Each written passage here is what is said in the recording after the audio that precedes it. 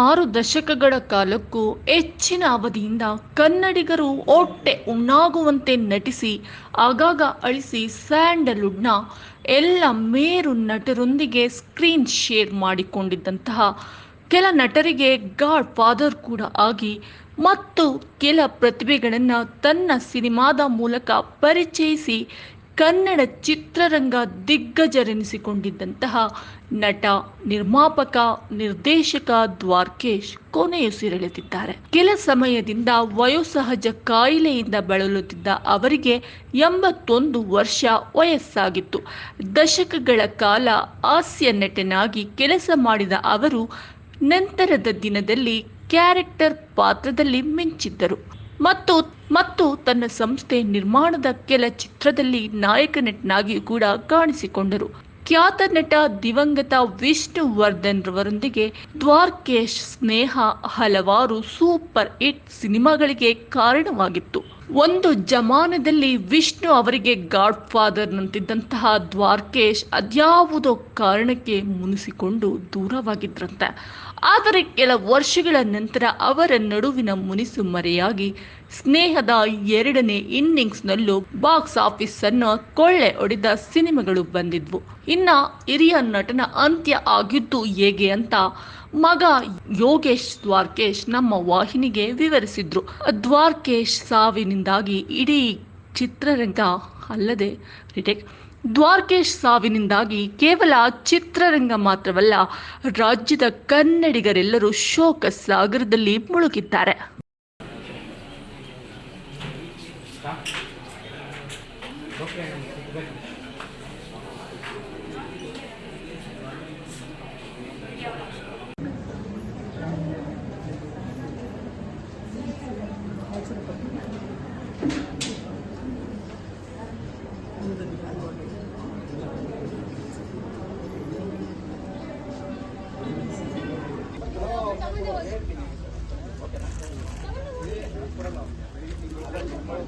Sir ಒಂದು hi ಅಂತ ಕಳಿಸಿ ನೀವು.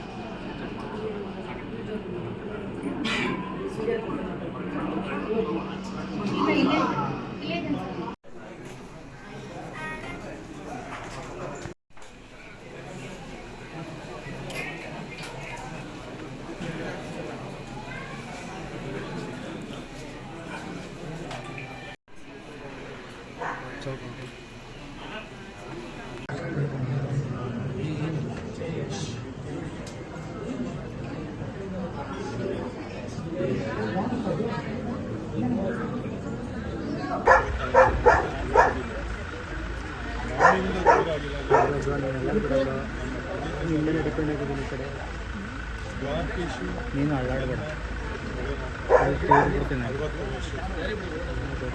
50 ವರ್ಷದ ಬೆಂಗಳೂರಿಗೆ ಬಂದಾಗ ಹೋಟೆಲ್ ಪ್ರಾಬ್ಲಮ್ ನನಗೊಂದು ಅವಕಾಶ ಕೊಡ್ತೀನಿ. ನನ್ನ ಸೋದರ ರಾಮಕೃಷ್ಣ ದ್ವಾರಕೀಶ್ ಕ್ಲಾಸ್ಮೇಟ್ ಆಗಿದ್ದೆ. ಅವ್ರು ಕರ್ಕೊಂಡು ದ್ವಾರಕೀಶ್ನ ಮೀಟ್ ಮಾಡಿದಾಗ ಈಗ ನನ್ನ ಸ್ವಂತ ದೊಡ್ಡ ನನಗೆ ಅಷ್ಟೇ ನಾನು ಸಂತೋಷ ಕಾಲ ಕಳಿಬೇಕು ಅಂತ ಕಾಲ ಕಳಿಸ್ತೀನಿ ಹೇಳ್ದೆ. ಆಪರ್ಚುನಿಟಿ ಬಂದೇ ಬರುತ್ತೆ ಬರಲಿಲ್ಲ ಅಂತ ಯೋಚನೆ ಮಾಡಿದೆ. ಅದು ಬಂದಾಗ ತೀರ್ಮಾನ ಹೋಗಬೇಕು ಅಂತ ಹೇಳಿದೆ. 50 ವರ್ಷದ್ದು ಅದಾದ 3 ವರ್ಷದ್ದು 55 ವರ್ಷ ಆಯಿತು ಸಿನಿಮಾ ಇಂಡಸ್ಟ್ರಿ. ಅಲ್ಲಿಂದ ಇಲ್ಲಿವರೆಗೂ ದ್ವಾರಕೀಶಲ್ಲಿ ಅವನು 7 ಗೇಮ್ಗಳನ್ನು ಬೇಕಾದಷ್ಟು ನಾನು ಬಿದ್ದಾಗ ಕೈ ಕೊಟ್ಟಿದ್ದು, ಅವನು ಬಿದ್ದಾಗ ಕೈ ಕೊಡೋದು ಕೈ ಹೆಚ್ಚಿಸ್ಕೊಟ್ಟಿದ್ದು. ಒಡನಾಟ ಚೆನ್ನಾಗಿದ್ದಾಗ ಸಂತೋಷವಾಗಿ ನಗರದಾಗ ಮಾತಾಡೋದು ದುಃಖ ಬಂದಾಗ ನಾವೆಲ್ಲ ತಂದ್ಕೊಡ್ಬೇಕು. ಯಾವಾಗ ಎಲ್ಲ ಹೇಳ್ತಾ ಇದ್ದೇವೆ. ನಾವು ಈಗ ತಾನೇ ಹೇಳ್ತಾ ಇದ್ದೀವಿ, 500 ರೂಪಾಯಿಂದ ಚಿತ್ರರಂಗದಲ್ಲಿ 100 ಕೋಟಿ 105 ಕೋಟಿ